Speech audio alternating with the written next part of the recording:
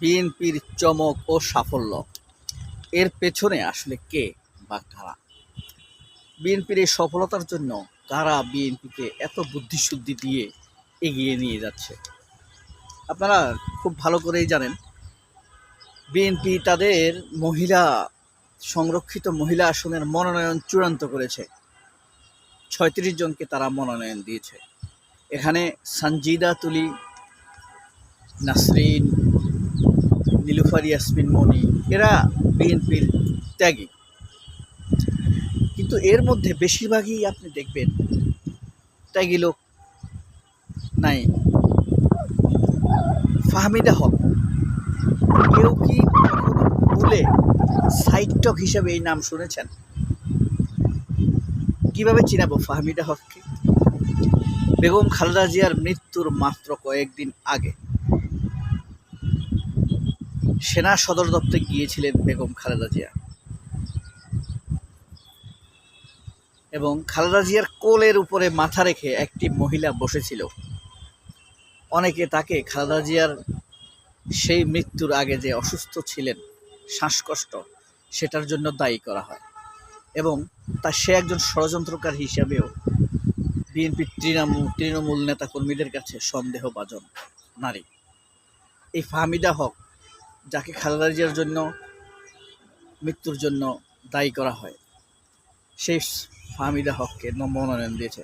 এই ফাহমিদা হকের আরেকটি পরিচয় হলো চ্যানেল আইয়ের উপস্থাপক জিল্লুর রহমানের বউ।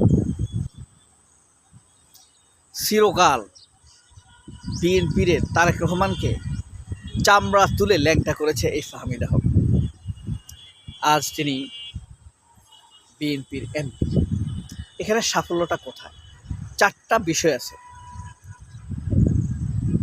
এক, বিএনপিকে যে প্ল্যান দেওয়া হয়েছিল এইভাবে কাজ করলে ক্ষমতায় আসবে, ক্ষমতায় আসলেও আমাদের কথা মতো এইভাবে কাজ করবা।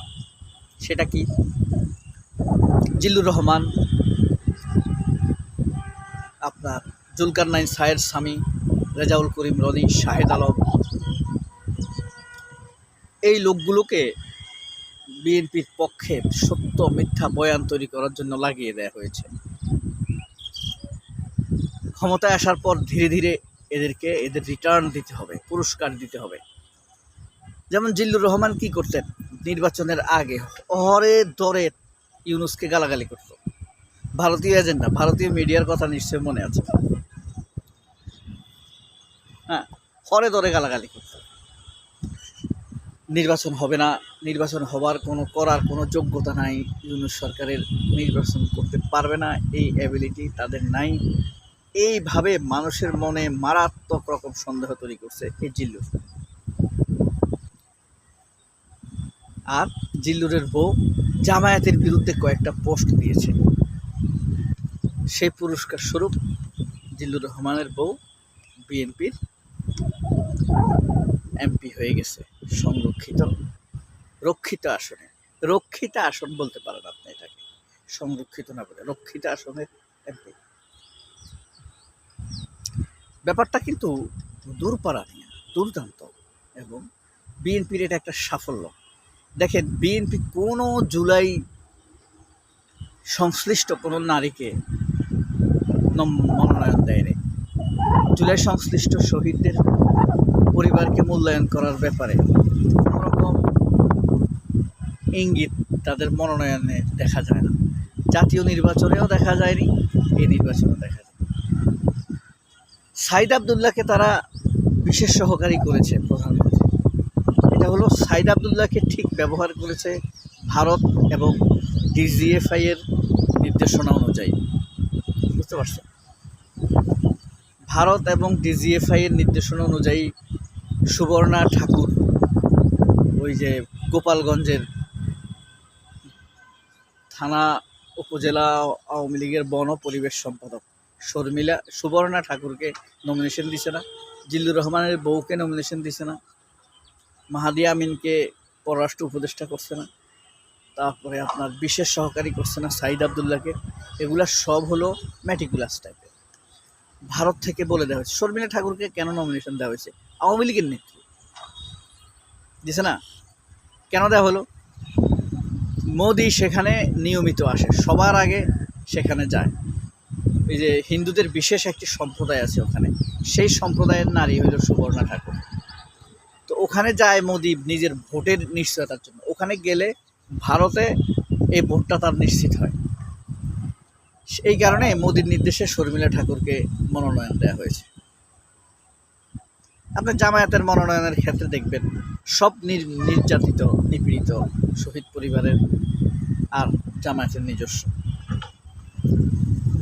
এরপরে জিল্লুর রহমানের বউ, ভারতের জিল্লুর রহমান তো হইল ভারতের নিখুঁত দালাল, নিখুঁত দালাল। জুতা পিটা যদি অপরাধ না হতো তাহলে অবশ্যই জিল্লুর রহমানের মতো ভদ্রলোককে আমি জুতা পিটা করতাম। খানকির পুত, মাগের পুত, পেশার পোলা, এসব বলা যদি অপরাধ না হতো, সত্যিকার অর্থে আমি এই যে খালেদ মহিউদ্দিন, জুলকারনাইন শাহের স্বামী শাহেদ আলম, এদেরকে এই ভাষায় গালি দিতাম। যেহেতু এসব আসলে সভ্য মানুষের ভাষা না, সেই হিসাবে এটা মানুষ গ্রহণ করে না। এই গালিগুলো, এটা দেয়া বাঞ্ছনীয় নয়ও বটে। এই ফাহমিদা হক, জুলকারনাইন শাহের স্বামী সাইদ আবদুল্লাহ,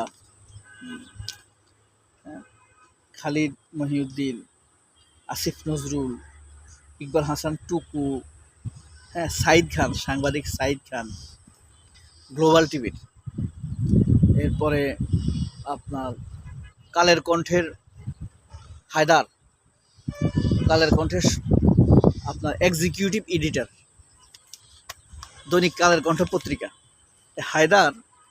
হায়দার আলী, তার মধ্যেও এই ধরনের ম্যাটিকুলাস টিমের মেম্বার ছিল হায়দার আলী। বস্তুত আপনি যদি এই টিমগুলা দেখেন, পুরোপুরি আপনি স্পষ্টভাবে ধারণা করতে পারবেন যে ব্যাপারটা পুরো সাজানো এবং মানুষকে বোকা বানানো, কিভাবে মানুষকে ব্যবহার করা যায়, ত্যাগী মানুষকে তাচ্ছিল্য করা যায়।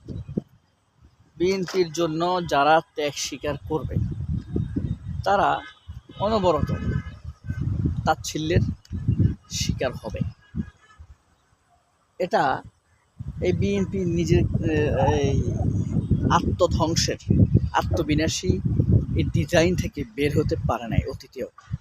খালেদা জিয়া অনেক চেষ্টা করেছেন, বুঝতেন, কিন্তু বিএনপির ভিতরে যে পরিমাণ দালাল, এদের খপ্পর থাবা থেকে বের হওয়া খুব কঠিন। তারেক রহমানের দ্বারা তো সম্ভবই না, কারণ জিয়াউর রহমানের পথে সে নাই। সবাই অনেক ভালো থাকবেন। আল্লাহ হাফেজ। আসসালামু আলাইকুম।